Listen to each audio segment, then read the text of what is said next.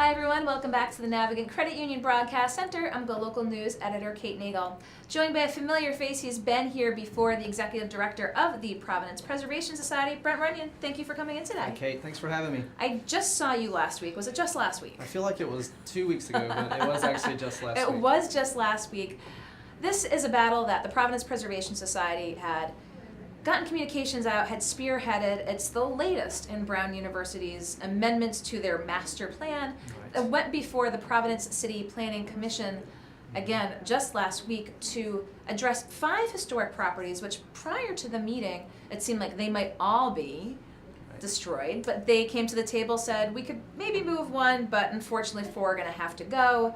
There's been a huge community response because this isn't an isolated incident. This is the continuation of a really tenuous balance between a university looking to achieve their aims and historic properties on the east side. That's right. Were you surprised at the level of interest that you garnered from this particular effort, or is it again just a continuation of what folks have been seeing in recent years?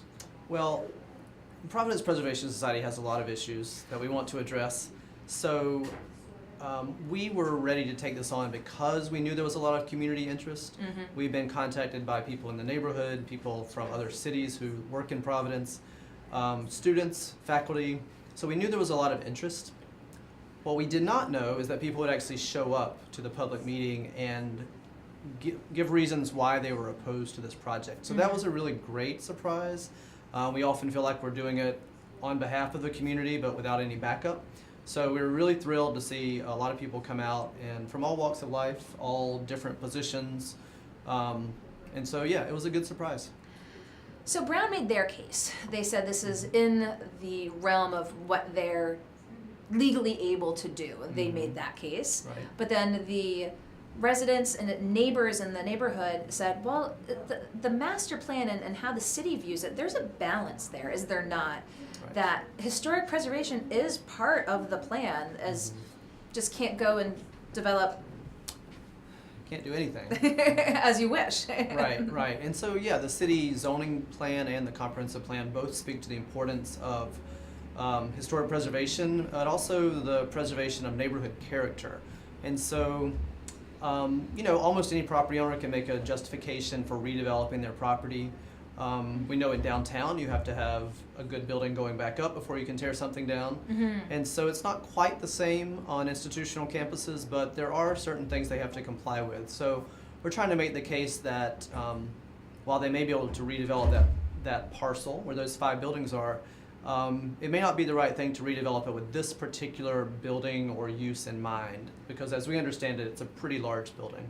It's a heavy use. They said 500 seats. For one of the theaters. For one of the theaters. And Brown made the argument, well, our theaters currently would accommodate that number of folks. Is parking a legitimate concern, do you think?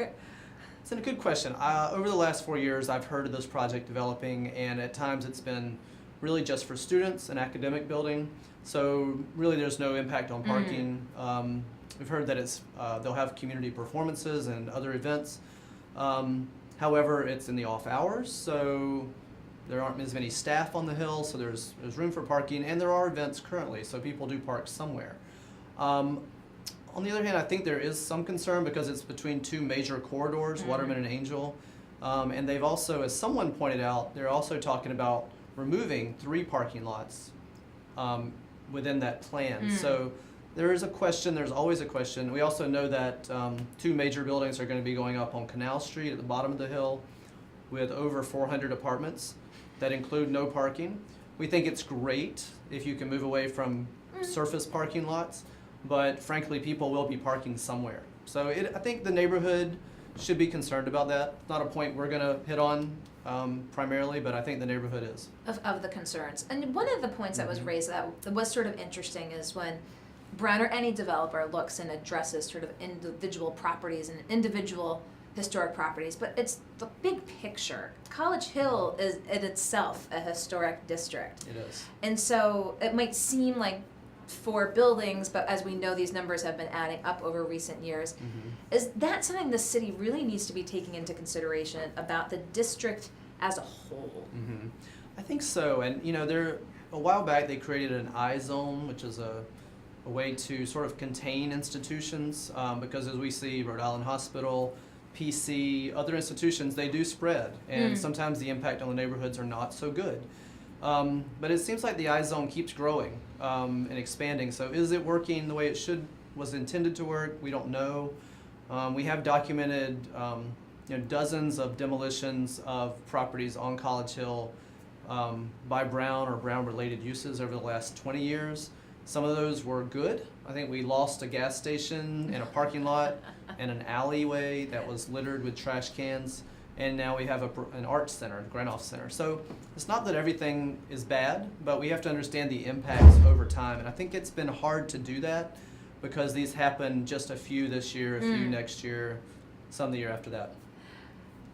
Has Brown or any developer, they've gone before the city, we see people turn out, we see people testify.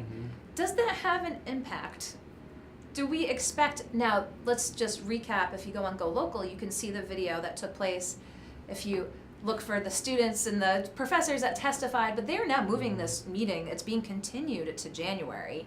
They haven't made any decisions. Do you think that there is a potential that the public will be able to have a say in this situation? Well, if we didn't believe that the public could have impact, I don't know what we would do with our time, because we really do believe in this democratic process that's been set up to allow the public to have a say. And we would hope that commission members, whatever commission they're on, they're reading the letters, the emails, they're listening to people, and they're really considering it. So we hope that they can. Can this project be scaled down? Can it be moved? To try to work with Brown. Yeah, exactly. Right. Well, we'll see moving forward. We'll certainly be there back at the meeting in January when there's probably going to be some more students back and just folks in general when it's not the holiday season. Right. But one other thing I wanted to bring you in here on, the PPS has a fundraising effort. Always. Yes, we do. We are at the end of our annual fund, and thanks to two generous anonymous donors, we have a $30,000 challenge match. So they'll match 1-to-1 for any new or increased gifts over last year's gift. So really any amount helps. We're within $6,000 of making that, so we have 4 days left. So we could really use the entire community's help. That goes directly to helping us deal with issues like expansion of institutions on College Hill and elsewhere. So we could definitely use the community support. It's a real vote of confidence to have any amount of money from a lot of people. Yeah. Well, I saw that on the PPS and all the things that you were doing and getting active in right now, but of course Brown is up there. Anything else while you're here that you want folks to know about besides Brown, besides fundraising? Well, we're still watching the Welcome Arnold House on Planet Street, which we talked about a few months ago. The architect's got a plan to rehab that, but we're still waiting on an official filing, so we're watching that to make sure it's not going anywhere. And we're also announcing our most endangered properties list on January 31st.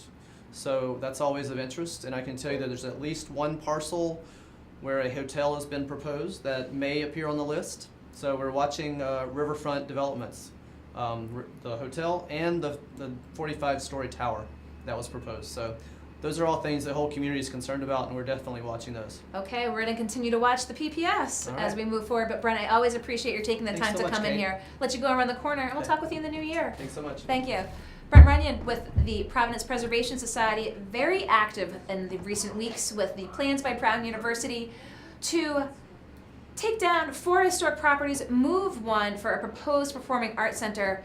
They had a meeting just last week at the Providence City Planning Commission. A lot of folks turned out in opposition to this. It was continued to January, so wanted to have Brent in to see where things stand. As he said, he thinks that the public input should have an impact. We'll continue to follow that story closely.